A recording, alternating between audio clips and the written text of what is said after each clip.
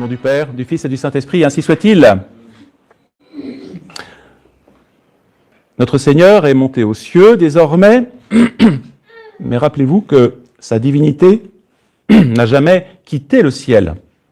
La Trinité est restée la Trinité, même lorsque notre Seigneur vivait parmi nous. Mais aujourd'hui, la différence, d'une certaine façon, c'est que l'humanité de notre Seigneur est intronisée. Elle est couronnée, aujourd'hui, depuis l'Ascension, d'une sorte de diadème de splendeur. Un couronnement magnifique.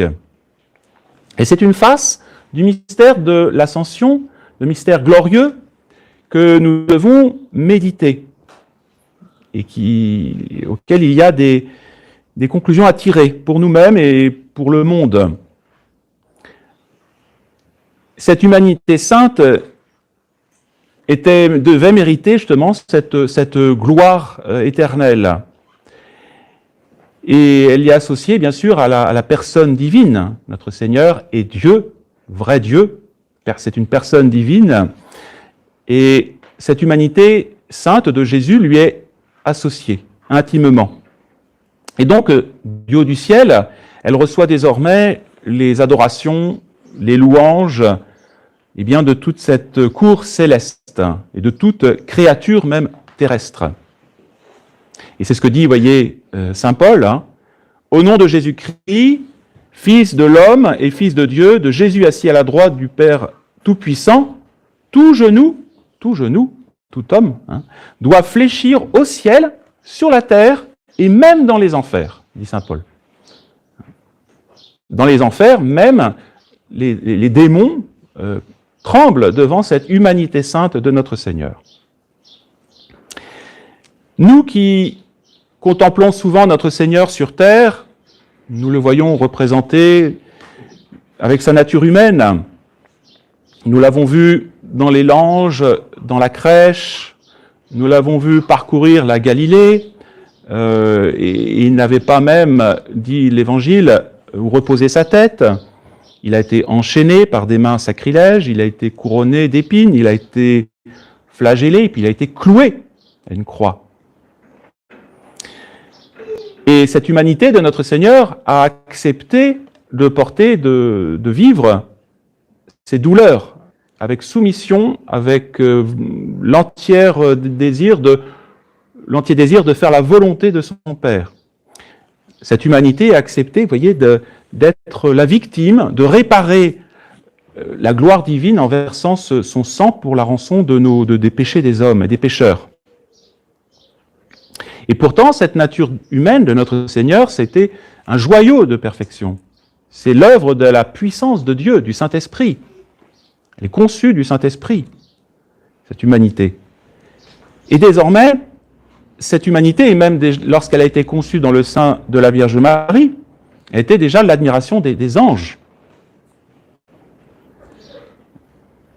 Et c'est même quand notre Seigneur était sur terre, nous l'avons entendu à certaines circonstances, on voit qu'il y a une apparition de Dieu le Père qui trouve sa complaisance. Et tous les dons tous les dons possibles, les dons de la grâce qui sont en notre Seigneur, dans son humanité, dépassent tout ce que peuvent rassembler l'humanité comprise, et les esprits célestes ensemble.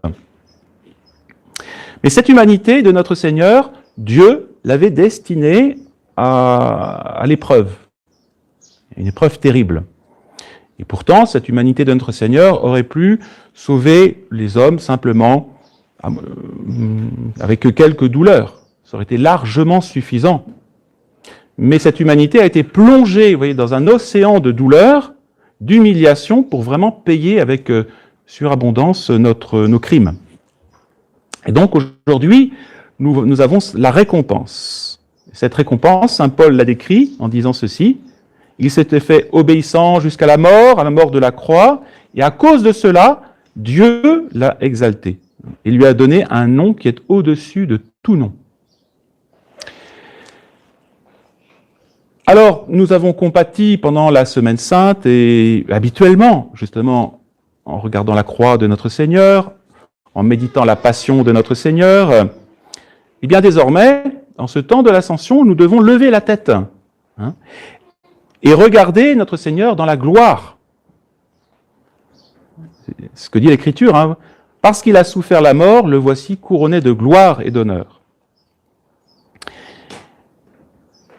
Cette couronne de douleur, par exemple, bien doit être transformée maintenant dans une sorte de diadème, un diadème magnifique. Et la croix, qui était un signe d'horreur pour les Romains, désormais est le signe de sa gouvernance, de sa principauté. Ses plaies, les mains, les pieds, etc., et bien de ces plaies, désormais, rayonne une gloire plus grande que le soleil. Donc, nous devons nous réjouir aujourd'hui de voir l'homme de douleur de rentrer dans cette gloire éternelle. Et c'est ce que nous faisons quand nous chantons le Sanctus, Sanctus. Nous magnifions cette gloire de Jésus-Christ. Mais notre Seigneur au ciel, il est établi bien sûr dans cette gloire extraordinaire, mais cette divinité de notre Seigneur, ce corps de notre Seigneur, cette humanité ne reste pas inactif. On pourrait s'imaginer que désormais c'est le repos dans la gloire infinie. Non, désormais il va exercer cette souveraineté qu'il a acquise par sa passion, par sa rédemption. Cette souveraineté que le Père lui a conférée, il va l'exercer. Il va d'abord l'exercer, vous le savez bien, en jugeant les vivants et les morts.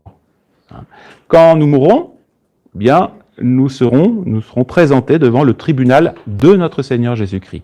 C'est devant lui que nous serons jugés individuellement, chacun d'entre nous. Notre humanité, sera jugée par l'humanité de notre Seigneur. C'est lui que nous verrons. Que nous soyons bouddhistes, musulmans, témoins de Jéhovah, covidistes, eh bien, nous serons jugés par notre Seigneur Jésus-Christ. Donc, c'est ce que nous faisons ici-bas. Nous essayons déjà ici-bas d'apaiser par nos confessions, par nos pénitences, eh bien, ce jour terrible qui sera le jour de notre jugement, et nous le faisons devant notre Seigneur Jésus-Christ. Il vaut mieux être jugé ici-bas par sa miséricorde, que d'être jugé dans l'au-delà, eh bien, par sa justice inflexible. Alors, c'est ce qu'on appelle la judicature de notre Seigneur, son pouvoir judiciaire, qu'il exerce donc ici-bas, déjà, à travers l'Église catholique, et qu'il exercera dans l'éternité lui-même, directement sur chacune des âmes créées. Cette judicature, eh bien, s'exerce aussi à travers le jugement général, le jugement final, à la fin des temps. Vous connaissez ce passage, eh bien, notre Seigneur apparaîtra cette fois-ci, devant toute l'humanité entière, le monde entier. Et lui, dit l'Écriture, l'Apocalypse, il sera assis sur les nuées du ciel. Il sera entouré d'une milice angélique. Le Fils de l'homme, alors, apparaîtra dans toute sa majesté. On ne peut pas imaginer, on peut essayer d'imaginer. Essayons. C'est difficile, mais c'est une réalité grandiose. Alors, nous dit l'Écriture, les hommes verront celui qu'ils ont transpercé. Ils verront les traces de ses blessures qu'ils ont rajoutées après sa passion. Ce sera un signe de justice. Et pour les mauvais, ça sera un signe de terreur. Pour les bons, ce sera une source de grande consolation. Donc il sera vraiment, vous voyez, un pasteur, un juge suprême. Et là, il séparera, comme il en a le pouvoir, séparer les bons des mauvais. Les boucs, comme dit l'Écriture, qui iront en enfer pour l'éternité, et les brebis, ces brebis, qui le rejoindront dans son royaume. Mais en attendant ce jour suprême de ce jugement dernier, ce dénouement de la vie humaine, de la vie terrestre, de la race humaine, eh bien, notre Seigneur reçoit un autre pouvoir, désormais, au ciel, c'est ce pouvoir royal qu'il faut aujourd'hui bien rappeler dans les circonstances que nous connaissons, qui est principalement nié, parce que le jugement dernier, on dira c'est bientôt, c'est pour plus tard, ce sera pour... voilà. Non, ce pouvoir royal qu'il exerce actuellement sur les nations, toutes les nations de la terre. Nous avons été rachetés individuellement par notre Seigneur, Il a versé son sang sur chacune de nos âmes. Nous avons été payés par le prix du sang. Nous valons le sang de Jésus, le sang d'un Dieu. Mais les nations aussi lui appartiennent, parce que les nations sont tout simplement une constitution d'hommes. Une nation, ce n'est pas une entité en tant que personnelle, c'est une constitution d'hommes. Et chaque homme étant jugé, les nations le sont également. Il est le Seigneur, il est notre Seigneur, mais il est aussi le Seigneur des seigneurs, le Seigneur des nations, le roi des rois. Et l'Écriture le rappelle sans cesse, et l'Apocalypse le rappelle sans cesse. Et donc les rois de la terre, ou les princes, ou les présidents, comme vous voulez, ne règnent légitimement que par lui. Que par lui. Et non par la force. Toute légitimité d'un pouvoir vient de Jésus-Christ. Tout le pouvoir que nous avons nous vient de Jésus-Christ, que nous le reconnaissions ou non. Alors il vaut mieux le reconnaître. Ils sont à lui. Et donc les peuples ne s'appartiennent pas eux-mêmes, ils appartiennent à Jésus-Christ. Ils existent par Jésus-Christ, ils sont à lui. Et donc la loi de Jésus-Christ ne se discute pas. Ça ne peut pas être l'objet d'un vote démocratique, d'une décision populaire. Non, ça ne se discute pas, c'est une loi qui s'impose à chacun d'entre nous et aux nations. Cette loi plane, on pourrait dire, au-dessus de toutes les lois humaines. Elle doit les inspirer, elle doit les aider, elle doit les régler, elle doit être leur maîtresse. Mais voilà que nous le voyons aujourd'hui, cette espèce de révolte profonde qui vient de la franc-maçonnerie, qui vient du peuple déchu, et bien contre notre Seigneur Jésus-Christ et sa loi. Et c'est ce que dit le prophète David, il avait prophétisé ce temps-là, il avait dit « Les peuples frémiront sous son sceptre ». Les peuples, pour lui échapperont, dit David, méditeront de vains systèmes. C'est les systèmes que nous connaissons. Les princes de la terre se ligueront contre lui. Ils diront, brisons son joug et jetons-le loin de nous. Voilà. Et pourtant, vous voyez, c'est vain. Ces efforts sont vains parce que notre Seigneur règne. Notre Seigneur règne.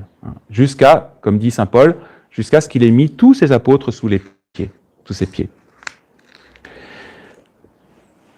Voilà, donc notre Seigneur, vous voyez, exerce ce pouvoir sur l'humanité. C'est pour ça qu'on dit c'est notre Seigneur.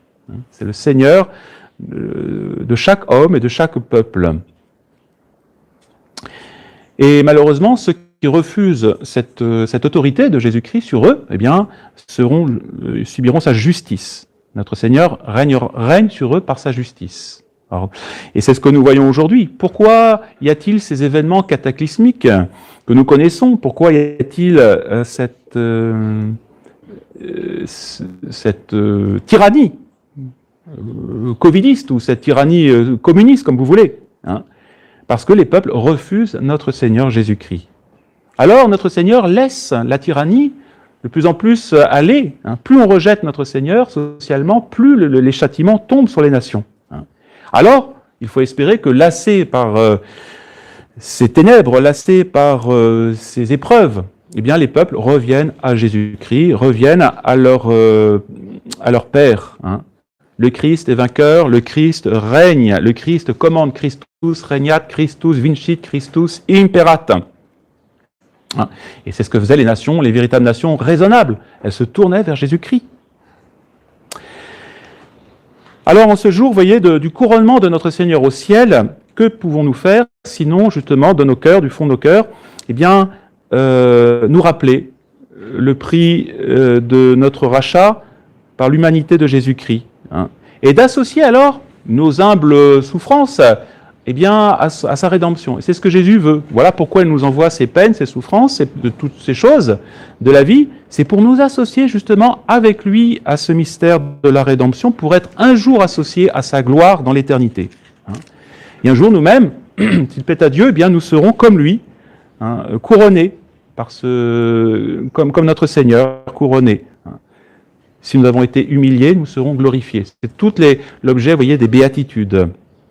Alors demandons justement au Saint-Esprit que nous allons recevoir en abondance et qui nous est promis de nous révéler tout ce que nous pouvons connaître ici-bas sur notre Seigneur et d'accepter d'être d'humbles sujets du Sauveur Jésus-Christ, ainsi soit-il. Au nom du Père, du Fils et du Saint-Esprit, ainsi soit-il.